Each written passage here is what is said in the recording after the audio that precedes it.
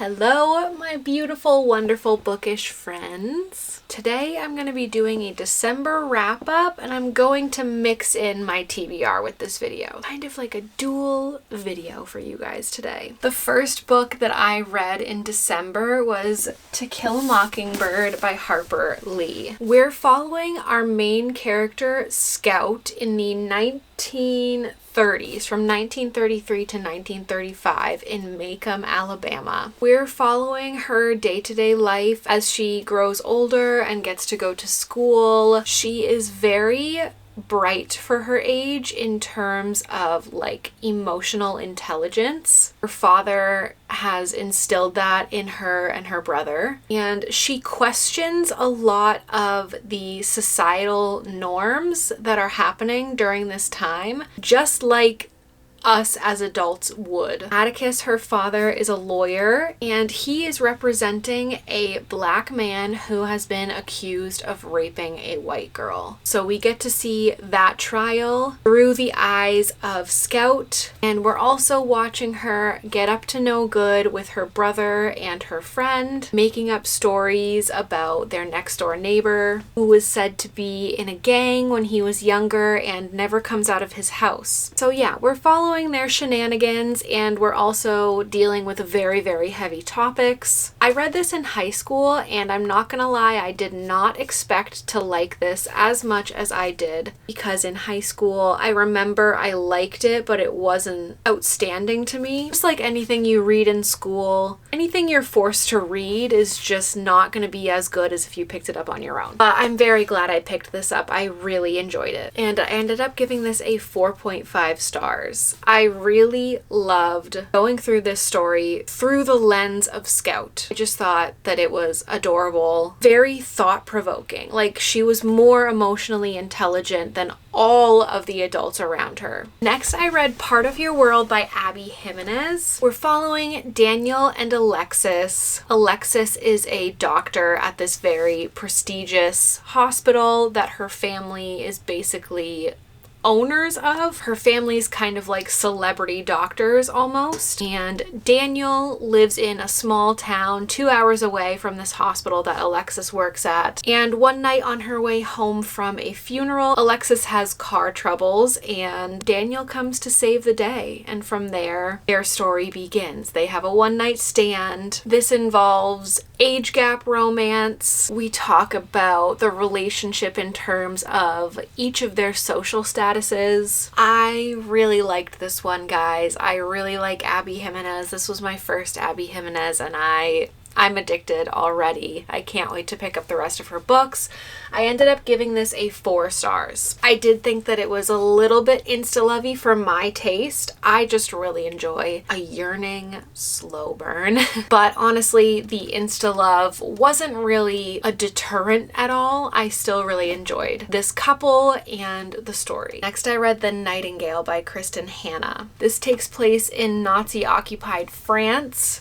We're following two sisters. One sister is in the countryside and she is just trying to make it by. Her husband left to be in the war. She has a daughter. She is just trying to lay low, stay under the radar, do everything that she can to just survive. And her other sister is living in Paris and she will do anything in her power to join a rebellion. She will take any opportunity to get back at the Nazis, to essentially put herself in danger, but obviously for a very good cause. I really enjoyed this book. I gave it a 4.5 stars. I felt like I could relate to both of the sisters very much. I could see where both of them were coming from the whole time. This was extremely, extremely devastating, and definitely look up trigger warnings if you're planning on reading this. Next, I read Beartown by Frederick Bachman. We are following a bunch of different characters in a hockey town in Canada, I believe. Hockey is everything to this town, not just because they love it, but because they need their school's team to win the championship in order to help their economy. So like I said, we're following multiple different characters. It's not like a typical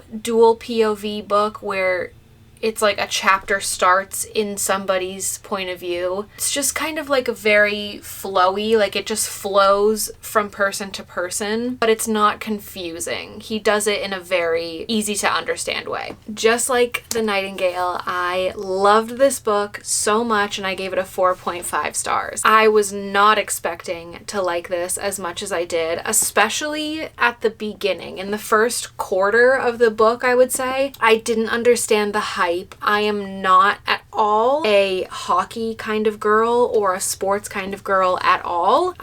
My parents didn't grow up watching sports or anything like that, and I just have never been into it. And so all of the talk about hockey, I was like, I don't really care, to be honest. But it's like this book made you care about hockey. I don't know how else to explain it. But also, I will say that this book, yes, it's a hockey book, but I don't think the point that Frederick Bachman was trying to make was about hockey per se. I think this was an amazing character study. I think the hockey was kind of just like something to unite the characters and something to kind of show how humans are when it comes to like herd mentality, when it comes to like right and wrong. Something very tragic happens in this book, and after that you really get to see everyone's true colors, and it's kind of like this divide between the town. Some people are saying that what happened didn't really happen just so that they can keep hockey protected. It's just very eye-opening. Very, very good. And I will be reading the next one, which I'm surprised about because, like I said at the beginning, I was not sure that I was going to like it, but yes, I will definitely be continuing the series. And the last book that I read in December was They Both Die at the End by Adam Silvera. This has been on my shelf for I can't even tell you how long. My brother's friend gave this to me probably over a year ago. I would say it's been on my shelf and I've just been meaning to read it and get it back to her.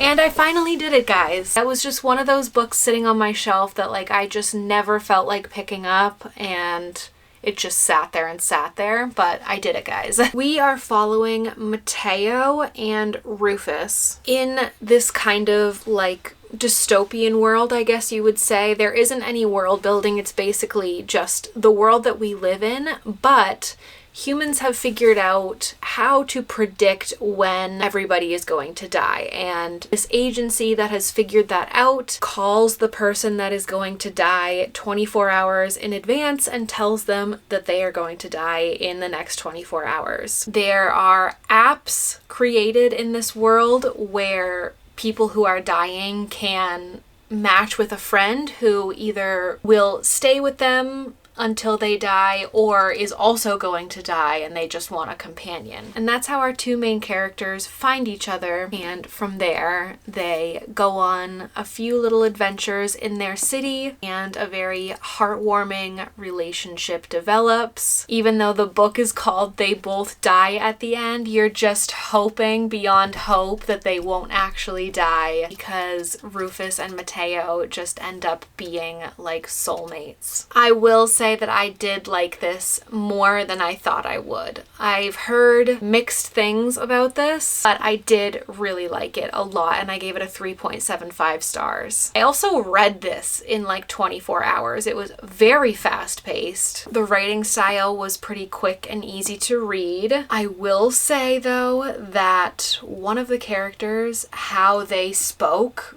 irritated me so much. Like, it was way too like modern, and it just like irritated me a little bit. But besides that, it was like really cute and I enjoyed it a lot. Let's move on to my January TBR, my hopefuls for this month. It is already the 6th, you guys. I am getting this out obviously very late. I usually do my TBR video the last week of the month prior to the TBR starting. And I will say that already I have read Harry Potter and the Chamber of Secrets and A Woman Is No Man by E. Taff Rum. But I'm hoping to also get to at least some of these as well. Oh, and I'm also currently in the middle of The Atlas Paradox by Olive E. Blake as well. So the next book on my TBR is Prince Caspian by C.S. Lewis, which is number 4 in the Chronicles of Narnia series. This is like like a children's fantasy series. It's very quick and easy to read. My editions have little pictures in them, which I just love. I feel like it just enhances the story so much. If you don't know, the Chronicles of Narnia series follows 4 children who basically go through a wardrobe and they find that they are in another world. It's very cute and wholesome and just a quick fun time and exciting at some points too. Next, I would love to get to Harry Potter and the Prisoner of Azkaban. I am rereading the Harry Potter series. This isn't my first time reading them, but this is my first time reading them in adulthood, and I will say that I am just eating it right up already. I'm only obviously on the 3rd book, but I just love them so much. I have a Harry Potter tattoo. I'm just such a Harry Potter stan. If you somehow don't know what Harry Potter is and you live completely under a rock, we're following Harry Potter and a couple of his friends as they go to Hogwarts, which is a magical wizarding school. Each book progressively gets more and more high stakes, I would say, as Harry is trying to defeat this evil villain. We'll say that. Next up, I would love to get to Forever Never by Lucy Score. This was on my TBR last month as well, and I did not end up getting to it. It is pretty thick, which I feel like actually a lot of Lucy Score books are actually pretty thick, and I just kind of feel like what exactly in a romance is going to make you talk for almost 600 pages. You know what I mean? Like, I don't think that a romance needs to be 600 pages. That's very excessive. This will be my first Lucy Score, following Brick and Remy. Brick is the steadfast, overprotective type, especially when it comes to the one woman he can never have. It's a long, complicated history punctuated by fights, friendship, family, and attraction that strains his iron willpower. When Remy Ford returns to her hometown in the dead of winter, Brick makes it his mission to find out what put the shadows in those green eyes. Even if it means breaking down the walls he's built between them. Even if it means falling for the one girl he'll never get over. And Remy basically does not want his help. I really do want to get into Lucy Score. I have a real life friend that really likes her work and has been telling me for a while now to pick up some of her books. So, hoping that I will get to this. And the last book that I hope to at least start this month is Children of Fallen Gods by Carissa Broadbent, which is the 2nd book in the War of Lost Hearts trilogy. This is also a thick boy, but I am less intimidated by a fantasy that is thick than I am a romance that's thick. This is 620 pages, but I'm super excited for this. I have heard that some people don't like this one as much as the first one, but then again, I have heard other people say that this is their favorite one of the trilogy. So I'm very interested to see where I stand with that. If you don't know the War of Lost Hearts trilogy, the first one is Daughter of No Worlds. We're following Tasana as she escapes slavery and flees to an island where the Orders are, which is a group of magical people who are very high status, and the Orders help Tasana to free the rest of the slaves on her homeland, but it comes at a price. There is a romance in this, which is pretty cute. I want to say I gave the first book a 4 stars, I believe, or a 3.75 stars, maybe somewhere in there. So I am really looking forward to this. I just love fantasy. If you guys have been here, you know that fantasy is like my favorite genre. And that is that, guys. My little December wrap up and my little January TBR. I hope you guys enjoyed today's video. I hope you're having a really great start to 2025. Can't believe we're already here in 2025. Subscribe if you like videos like this. I would love to have you in my little corner of the internet. But until next time, guys, bye!